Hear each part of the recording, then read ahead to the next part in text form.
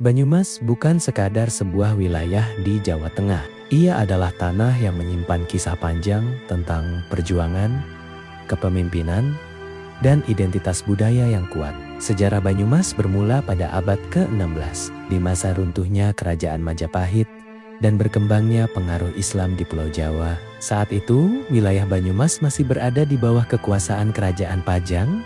Tokoh penting dalam sejarah Banyumas adalah Raden Djoko Kaiman, seorang bangsawan yang dikenal bijaksana dan rendah hati.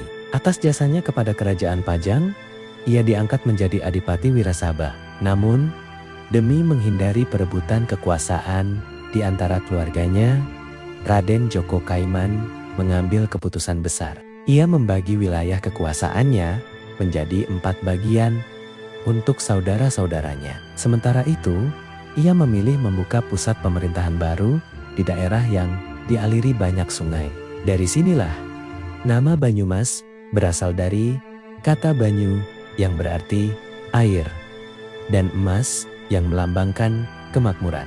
Sejak tahun 1582, Raden Djoko Kaiman dikenal sebagai Adipati Merapat dan tanggal tersebut kemudian ditetapkan sebagai hari jadi Kabupaten Banyumas. Di bawah kepemimpinannya, Banyumas berkembang sebagai wilayah yang aman dan makmur.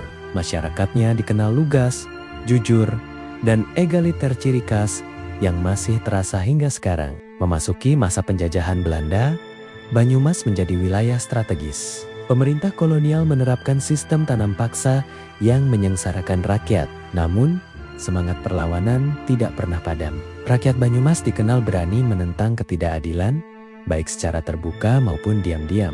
Banyumas juga memiliki kekayaan budaya yang unik. Bahasa Ngapak yang sering dianggap lucu, sebenarnya mencerminkan karakter masyarakat Banyumas yang apa adanya dan tidak bertele-tele. Seni tradisional seperti ebek, lengger, dan calung menjadi bukti kuatnya identitas budaya lokal yang tetap bertahan di tengah arus modernisasi.